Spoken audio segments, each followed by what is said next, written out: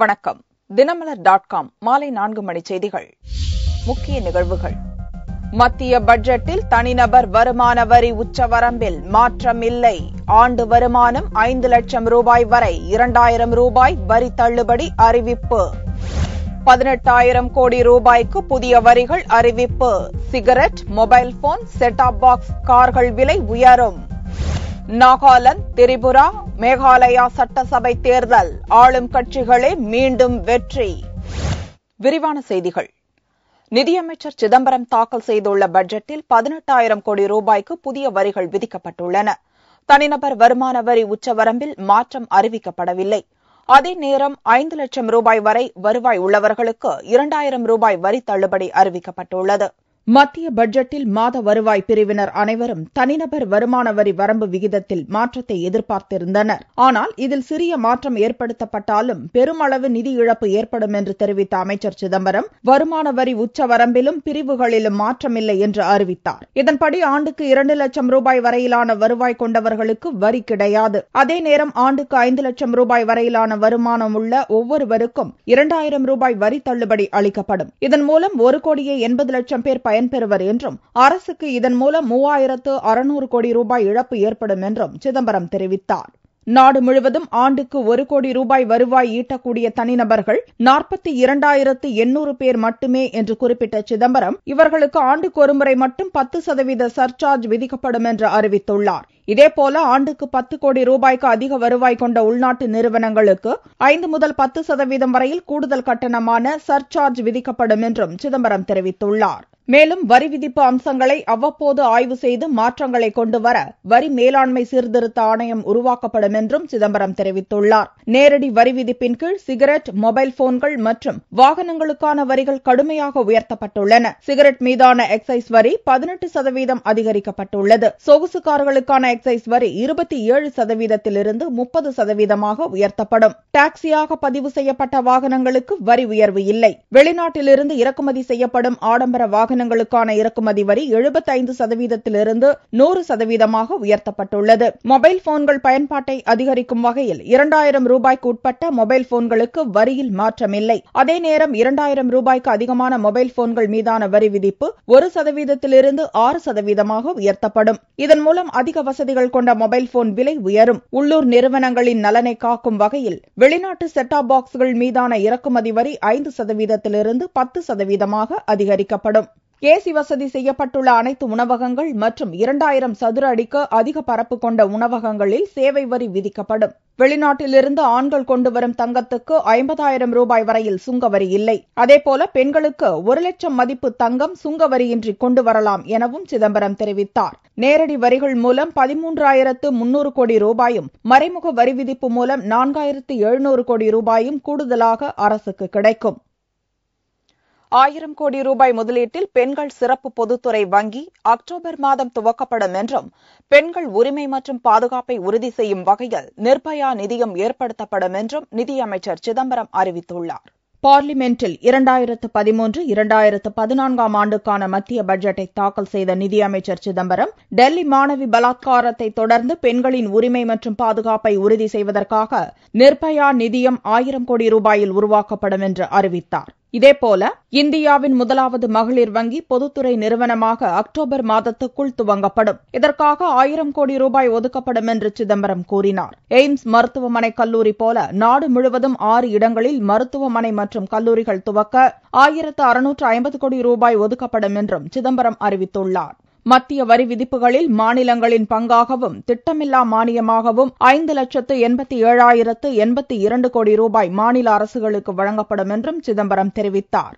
நாட்டின் பாதுகாப்புக்கு கூடுதல் நிதி ஒதுக்குவதில் எந்த கட்டுப்பாடும் காட்ட மாட்டோம் என்று கூறிய நிதியமைச்சர் சிதம்பரம், ராணுவத்துக்கு 2,03,672 கோடி ரூபாய் ஒதுக்கீடு செய்யப்படும் என்றார். இது கடந்த ஆண்டை காட்டிலும் 4.5% அதிகம் எனவும் தெரிவித்தார். விவசாய அமைச்சகத்துக்கு 27,049 கோடி ரூபாய் நிதி ஒதுக்கியுள்ள நிலையில் 7 லட்சம் கோடி ரூபாய் விவசாய கடனாக வழங்க இலக்கு நிர்ணயிக்கப்பட்டுள்ளது.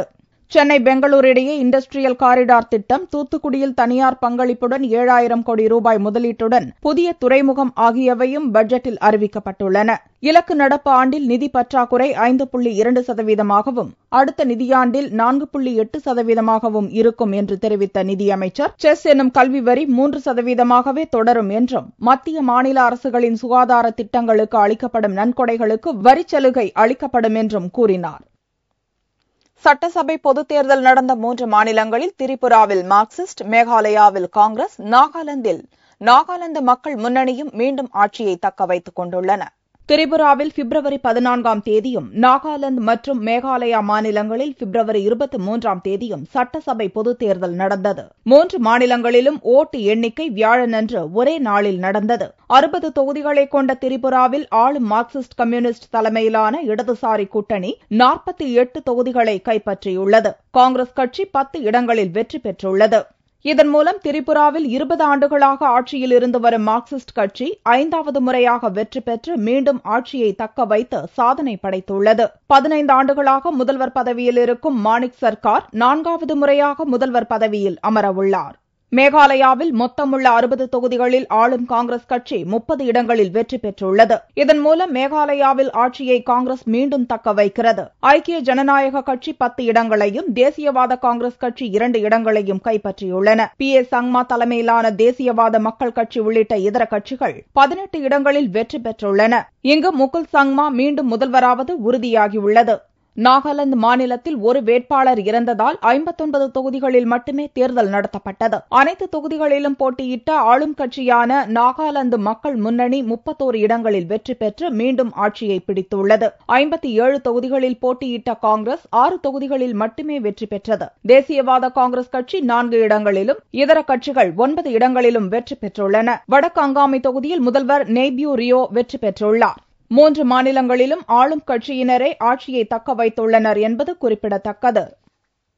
தமிழக அமைச்சரவையில் பூனாட்சி, வீரமணி, வைகை செல்வன் ஆகிய 3 புதிய அமைச்சர்கள் வியாழனன்று அமைச்சர்களாக பொறுப்பேற்றுக் கொண்டனர்.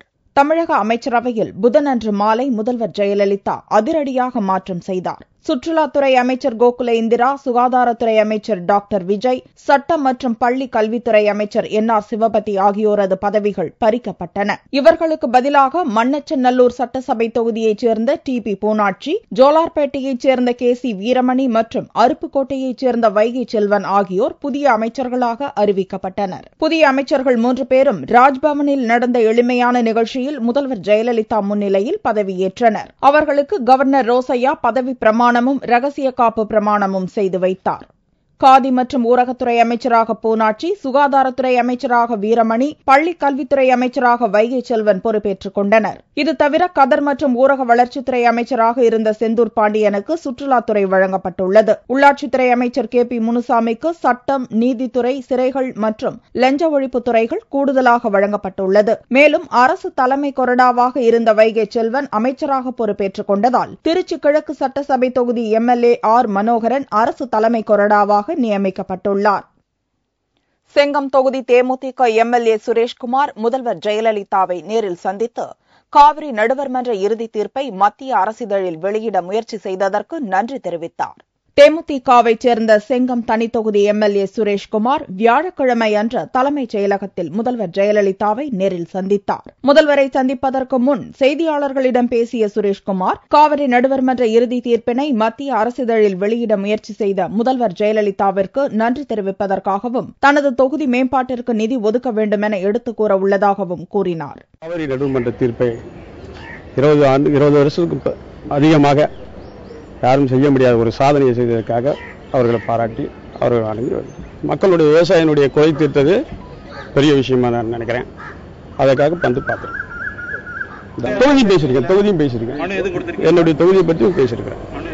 மனு கொடுத்திருக்கேன். தொகுதியுடைய பிரச்சனை பற்றி பேசியிருக்கேன்.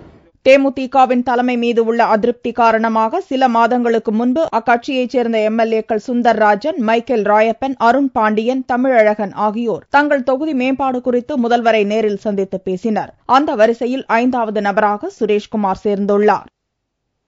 தஞ்சையில் 3000 ரூபாய் லஞ்சம் வாங்கிய நேரடி நுகர்பொருள் வாணிபக் கழக கொள்முதல் அதிகாரியை லஞ்ச ஒழிப்பு போலீசார் கைது செய்துள்ளனர். தஞ்சை மாவட்டம் ஒரத்தநாடு பகுதியைச் சேர்ந்த செந்தில்குமார் என்பவர் அப்பகுதியில் நேரடி நெல் கொள்முதல் நிலையத்தின் உதவியாளராக பணியாற்றி வருகிறார். தஞ்சை நுகர்பொருள் வாணிபக் கழகத்தில் கொள்முதல் அலுவலராக உள்ள சுபாஷ் சந்திர போஸ் 9 நேரடி கொள்முதல் நிலையங்களுக்கு பணம் பட்டுவாடா செய்து வருகிறார். இந்நிலையில் விவசாயிகளுக்கு பணம் பட்டுவாடா செய்வதற்காக செந்தில்குமார் பட்டியலை தயாரித்து சுபாஷ் சந்திர போஸிடம் அளித்துள்ளார். பணம் பட்டுவாடா செய்வதற்கு 3000 ரூபாய் லஞ்சம் கொடுக்குமாறு செந்தில்குமாரிடம் சுபாஷ் சந்திர போஸ் வலியுறுத்தியுள்ளார். இதுகுறித்து செந்தில்குமார் லஞ்ச ஒழிப்பு போலீசாரிடம் புகார் அளித்தார். அதிகாரிகள் அளித்த ஆலோசனைப்படி பணத்தை செந்தில்குமார் கொடுத்தபோது மறைந்திருந்த லஞ்ச ஒழிப்பு போலீஸ் டிஎஸ்பி சிலம்பரசன் தலைமையிலான அதிகாரிகள் சந்திரபோஸை கையும் களவுமாக பிடித்து கைது செய்தனர். அவரிடம் போலீசார் பல மணி நேரம் விசாரணை நடத்திய பின்னர் சிறையில் அடைத்தனர்.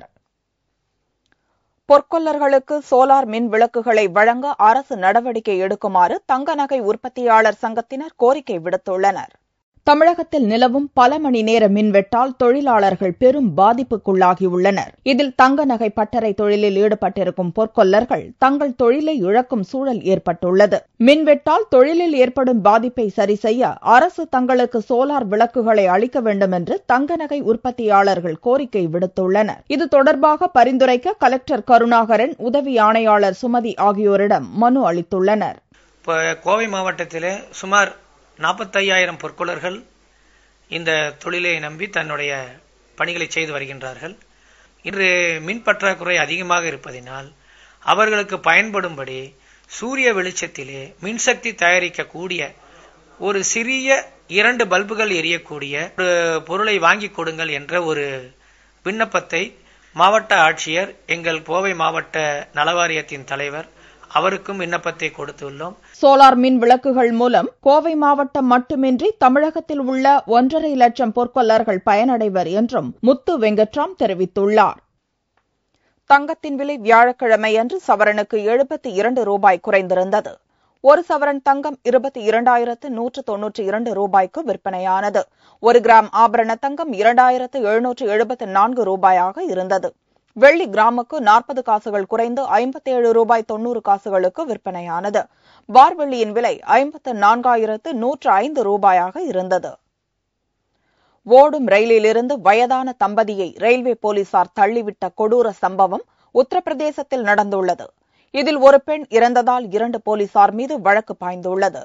உத்தரப்பிரதேச மாநிலம் முசாஃபர் நகரைச் சேர்ந்த ராஜேஸ்வர் தியாகி, அவரது மனைவி சந்தோஷ் ஆகிய இருவரும் சாகரன்பூருக்கு புறப்பட்டனர். சாபர் நகர் ரயில் நிலையத்தில் நின்றிருந்த சதாப்தி ரயிலில் அவர்கள் ஏறினர். அவர்களது டிக்கெட்டை 2 ரயில்வே போலீசார் வாங்கி பார்த்தனர். அவர்கள் வைத்திருந்தது வேறொரு எக்ஸ்பிரஸ் ரயிலுக்கான டிக்கெட். சாகரன்பூரில் இந்த ரயில் நிற்காது என்று கூறி இறங்கும்படி அவர்களை போலீசார் திட்டினர். ரயில் படிக்கட்டு அருகில் தயக்கத்துடன் நின்ற தம்பதியரை 2 போலீசாரும் சேர்ந்து ஓடும் ரயிலிலிருந்து கீழே தள்ளினர். கீழே விழுந்த மூதாட்டி சந்தோஷ் பரிதாபமாக இறந்தார். அவரது கணவர் தியாகி காயத்துடன் தப்பினார். இந்த அரக்கத்தனம் பெரும் சர்ச்சையை கிளப்பியுள்ளது. இதையடுத்து ராம்சந்தர், சுபாஷ் ஆகிய அந்த 2 ரயில்வே போலீசார் மீது போலீசார் வழக்கு பதிவு செய்து விசாரித்து வருகின்றனர்.